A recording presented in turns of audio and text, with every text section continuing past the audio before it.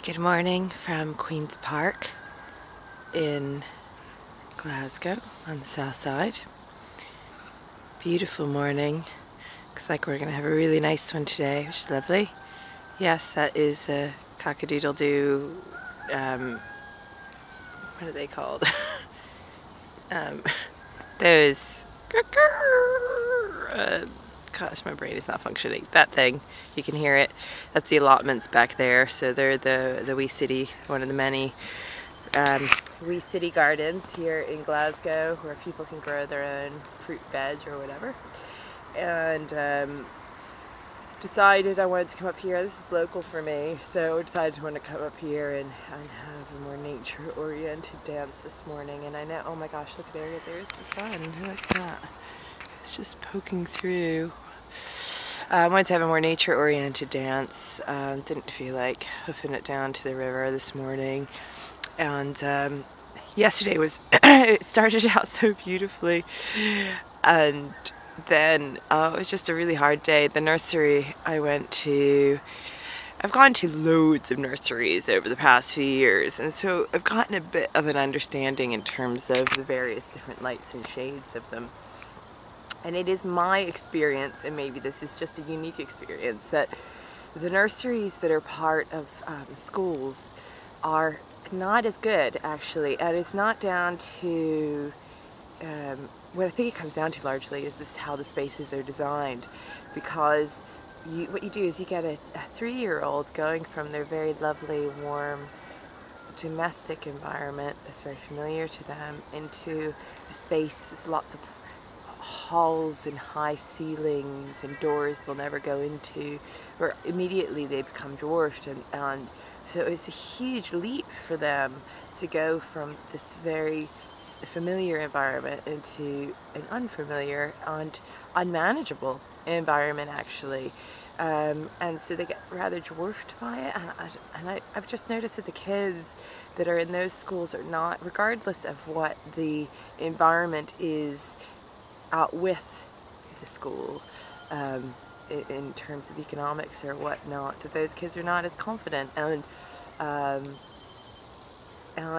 yeah, it's just not as a strong environment for them. It's not as able to be as nurturing, because where the smaller nurseries, the kids kind of, it's a much more fluid space where the kids kind of poke in and out, and whilst they're kind of corralled, as it were, by the nursery teachers, there are not so many hard lines with it, where with the bigger ones there have to be, just by the nature of the space, with any other of the challenges that might be faced in that space. And so it was a really tough day yesterday. I was like, oh my god.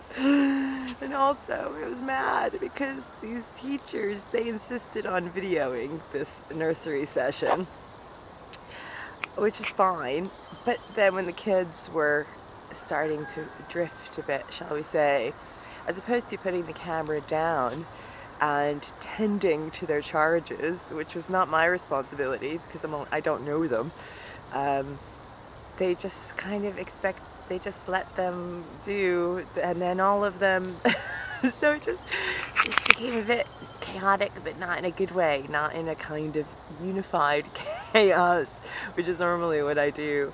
So just let me, so I was like, great, one of my worst workshop in nurseries is now in video forever.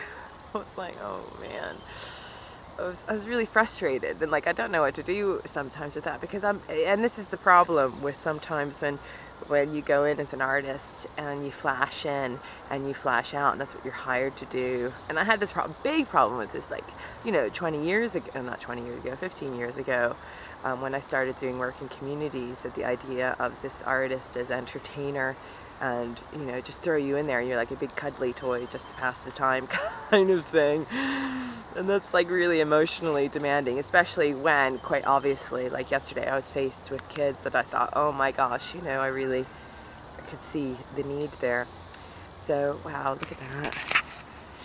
So anyway, so today I thought, oh, I'm going to dance for those kids and for kids everywhere that somehow are not given the support that they need and are falling through the cracks and whatnot.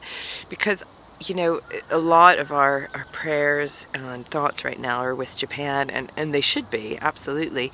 But in the meantime, there are lots of other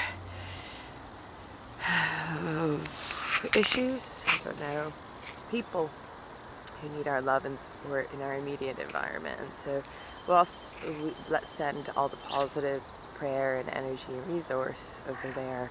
Let's not forget to also tend the home fires and what locally needs tending, and perhaps the circumstances put it all in perspective.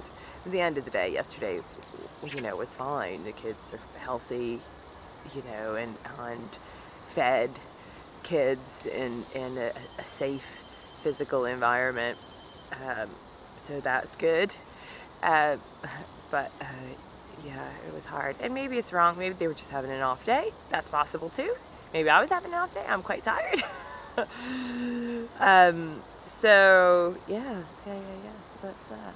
So two more dances, and then I'm gonna take a wee break. I originally was gonna go up north. That has fallen through. My friend who has a place up there is not gonna be around, so he said, "Oh, come up in April," but which is great, which I will take advantage of. But I'm quite keen to go somewhere this week just to get away and rest and write and regroup. So if anyone has any suggestions that way that are free or cheap, do let me know. I also have invitations to Bulgaria, India, and Bali. So if you want to donate a flight to me, that's fine too. I will travel. I don't have any financial resources at the minute, as usual. Anyway, I wish you the best and lots of love, and hope that wherever you are, the sun is shining, if not on the external world, within you. Bye bye.